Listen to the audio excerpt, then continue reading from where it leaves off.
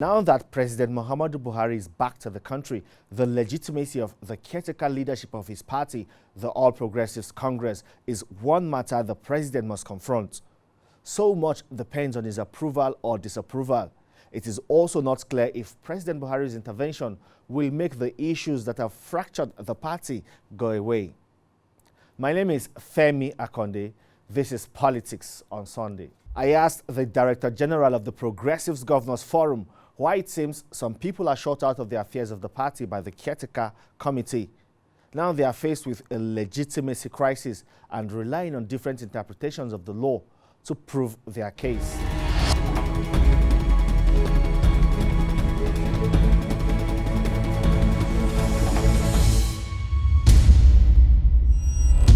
The party recently conducted its World Congress. A lot of people have said that that is a very rancorous issues.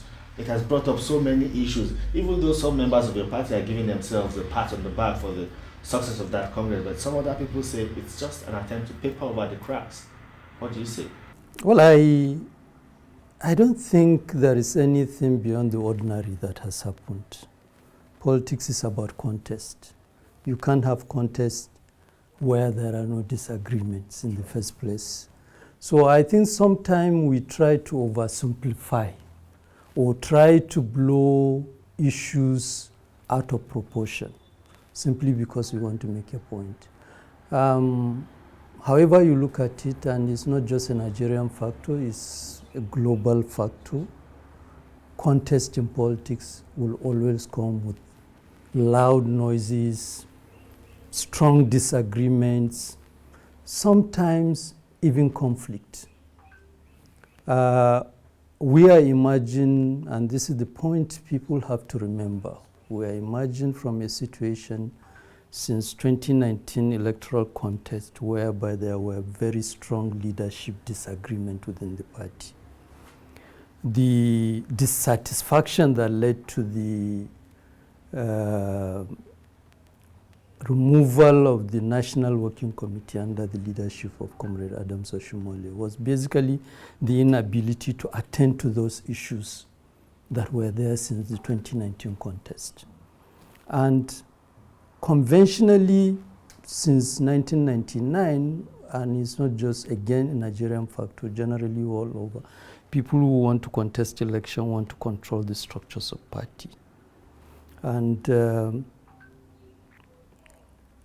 the effort to rebuild the party is witnessing those contestations by individual and not necessarily at national level, even at local level. People who want to contest House of Assembly, people who want to contest House of Reps, people who want to contest Senate governorship are struggling to control structures of the party.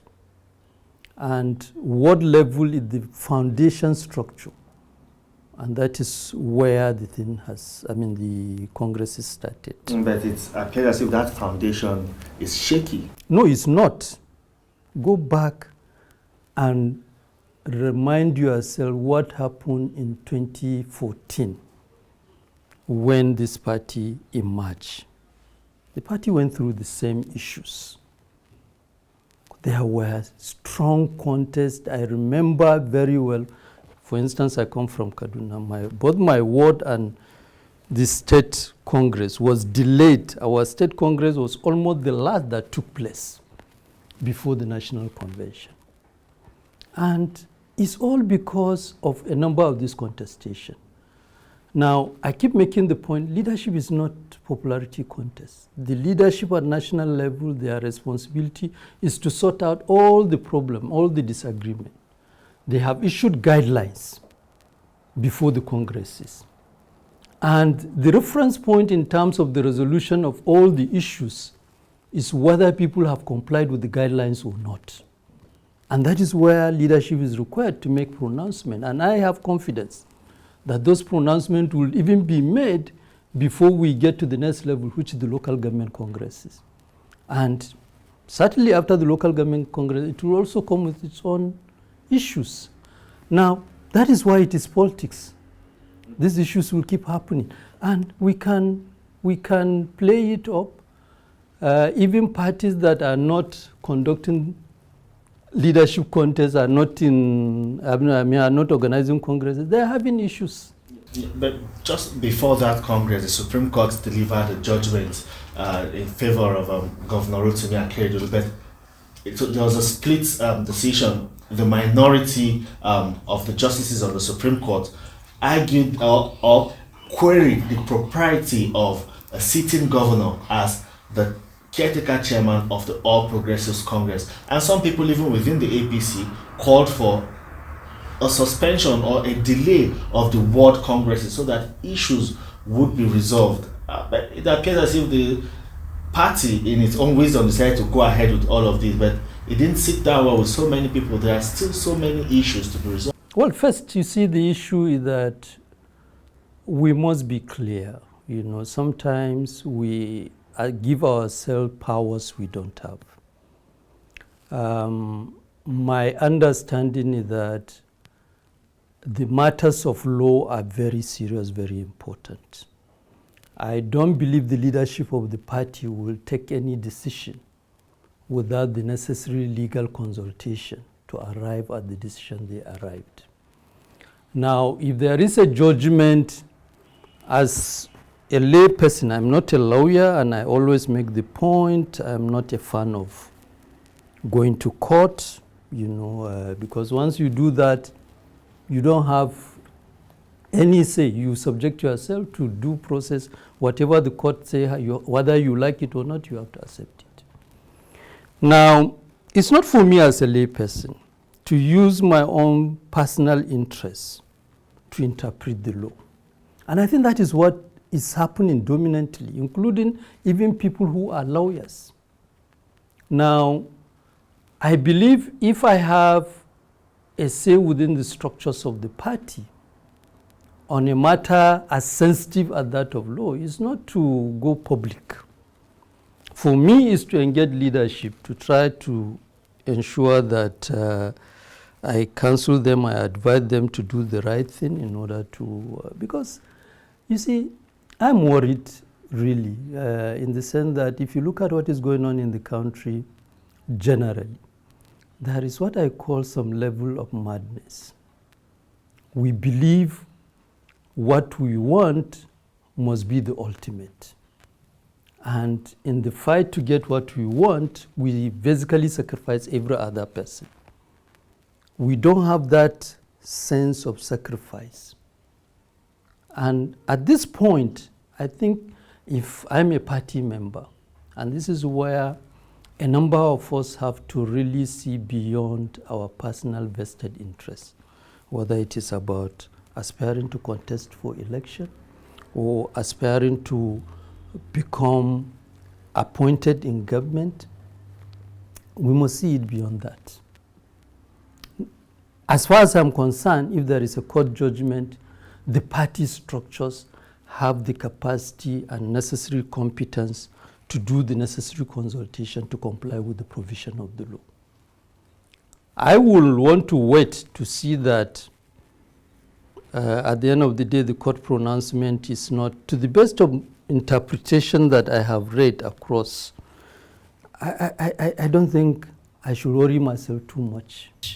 There's this impression that a lot of people are shut out of the affairs of the party. That is why we are beginning to see some of these memos, some people's opinion. Exactly. Now you are hitting the nail on the head. Because as journalists, and this is the point I keep making, when somebody says the caretaker committee doesn't have certain powers, the question to ask, what is driving the person to make that kind of allegation? And if the driving factor is about condition based on the guideline or based on the procedure that make it necessary for the caretaker committee to relate to certain people, I think the best thing is to ensure that that person go back and renegotiate. Look, let's come back to the Congress in terms of whether it should take place or not. Long before the Congresses, the whole debate, and this is the point, we have moved out of rationality. When some of us are crying about the need for reconciliation within the party, it was presented as if we are working for certain vested interests in the leadership of the party against other leaders of the party. And as far as I am concerned, whether reconciliation take place or not, I have, as a person, I have nothing to lose. But of course, I can also argue I have everything to lose if this party go down. I have everything. We are where we are because the party has won elections. If leadership become reckless, to the extent that we are losing ground, we are losing grip, winning election is becoming almost impossible, then we should all be concerned. Those who are raising issues about congresses, about court judgment, they are not seeing the bigger picture. What is the bigger picture? The bigger picture is about whoever is the candidate of the party should be able to win, meaning that the party has a very good rating in the eyes of Nigerians. That is the bigger picture. What is this thing we're hearing about a consensus candidate, and that means people's interest will not be considered? No. That is not correct. From what I witnessed, like I said, I'm an active member. I'm not sitting in Abuja. I went back to my ward for the ward congress. And I'm not even ranked as a stakeholder in my ward, or in my local government, or in my state. I'm just telling you what I observed. In the past, what used to happen, process of election, the one with the muzzle, whether financial muzzle or whatever, take everything. But based on the strategy put in place, people are forced to go and sit down. Every stakeholder is recognized, and in a ward, there are about 27 officials. There are some sharing formulas that have been considered. Now, where you see people crying, and this is the point as journalists you must see beyond, is that somebody believes I must have the chairman, I must have the secretary, I must have the treasurer. And that is no longer given. And then the person insists that then they go out to delegitimize what has taken place. As far as I'm concerned, the process of negotiating the consensus has made it almost impossible for one power bloc in a ward to control all the officials of the party. And that is the positive. Of course, it has its disadvantage. Which are? One of the disadvantages will be that if I want to contest for maybe House of Reps or even House of Assembly, and I need to control all the delegates, I can't control it. These are basically the underlying issues. And for me, what I keep arguing, go and read all my writing, is that Nigerian democracy must rise to the level where negotiation is very strong. It shouldn't be a case that people come with strong muscle, whether on account of the money they are able to have, and buy everybody, and therefore every other person become a loser. Now, of course, I always make the point that nothing is perfect in APC. But the good thing is that out of the imperfection, our leaders are conscious of the problems, and they are not in denial. When leaders are in denial, that is when you have big problem. And I think that is where we are as a party. Yeah, recently, your party recorded what some people or party members would call successes with the new entrants, governors, some senators, lawmakers, and all of that. And then we hear some of them making statements like because of the security situation in my state or in my area. And that is why I am joining the APC, so that I can partner with the federal government to have all of these things sorted. And people are asking that, does that mean if you belong to another party, you will not get the full support of the federal government? Is that the case? Because that is what... Well, I think as a journalist, you should be able to provide that answer. What is really the case on ground? Is it a case that there is a preference being shown to APC state because the federal government is controlled by APC? It seems so. How? Because look at the flashpoints. All the flashpoint doesn't suggest that APC states are given any preferential treatment. Whether you look at Kaduna, you look at Katsina, you look at Niger, these are APC states. And recently, Kebbi has been attacked. And if you go to down south, whether it is Ondo, or even Imo, these are APC states. So sometimes you see the problem, and that is, I'm just working on a document now. And one is, what is very glaring coming out is the fact that we have chosen as a people to be decidedly negative.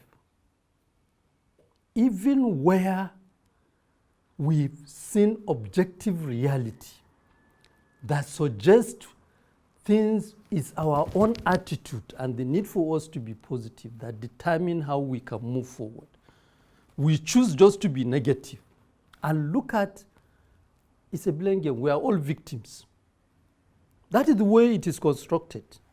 Everybody is a victim. The only person that is not a victim is perhaps the political leadership.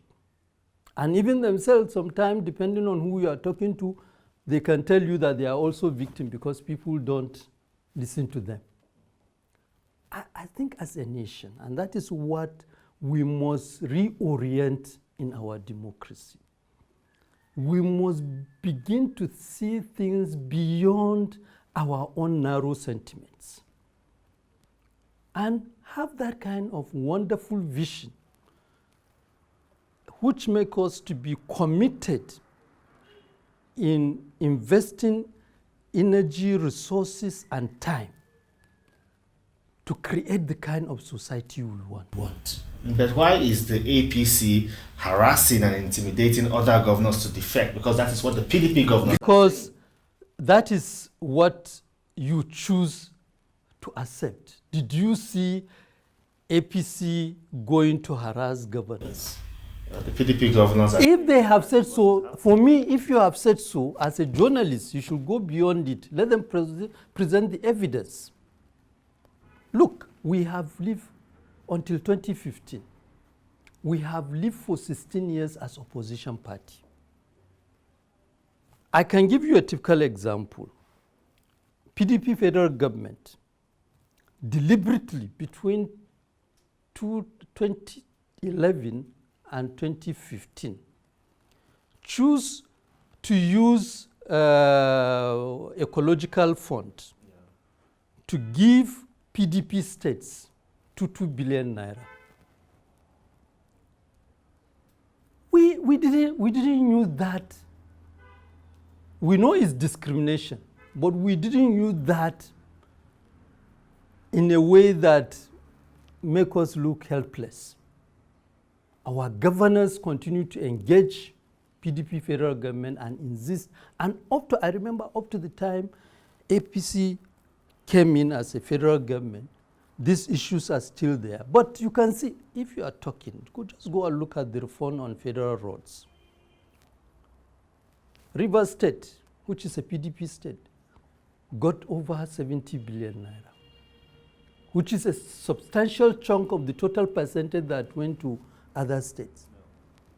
Now, is that not sufficient to tell you if this government is a discriminatory government?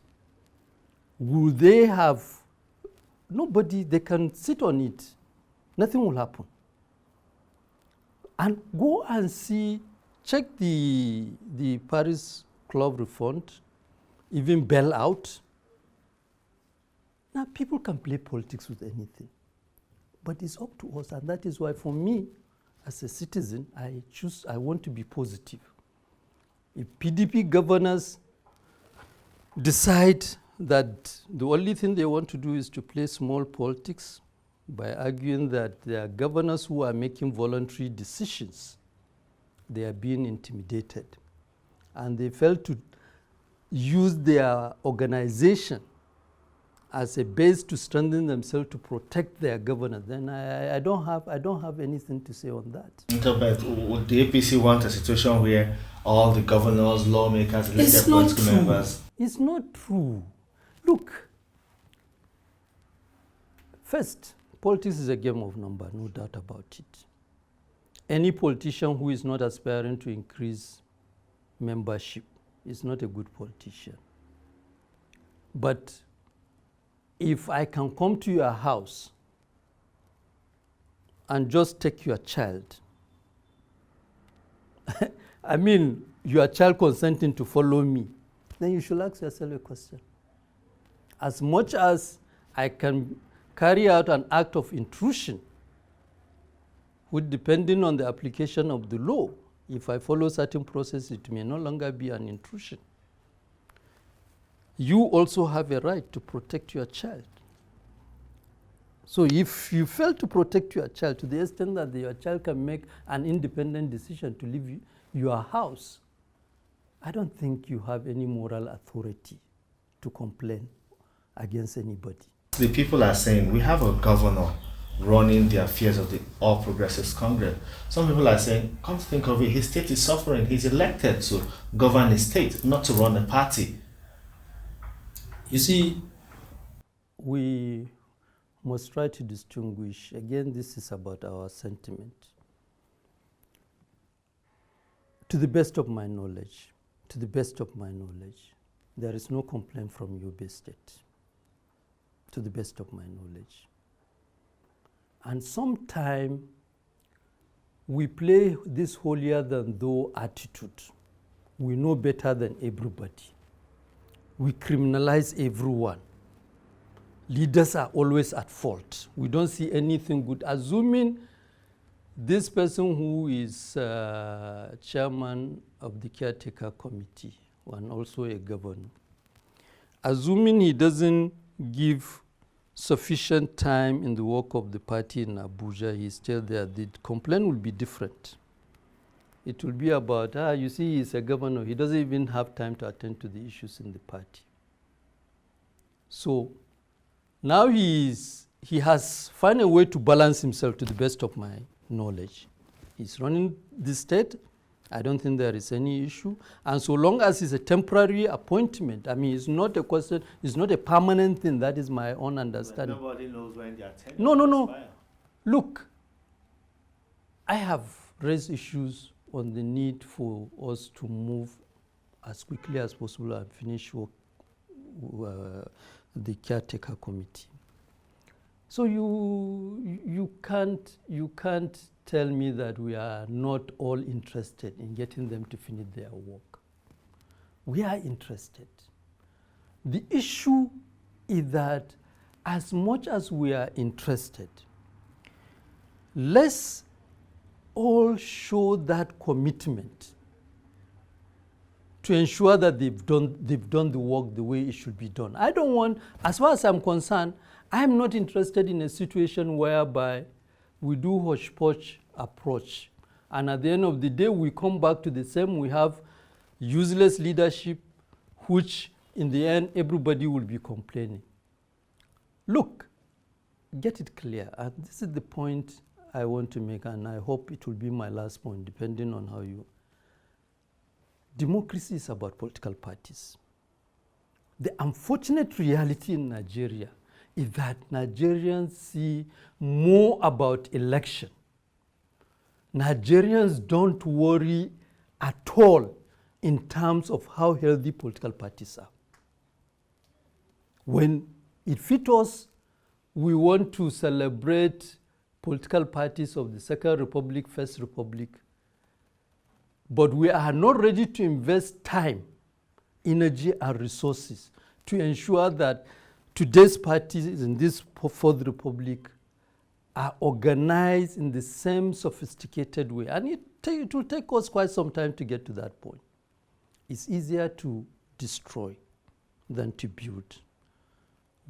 I started by telling you leadership is not popularity contest. Our leaders have to continue to swallow the very, very bitter pill of taking decisions that may not be popular, but in the end, those are necessary decisions that are required to stabilize our democracy.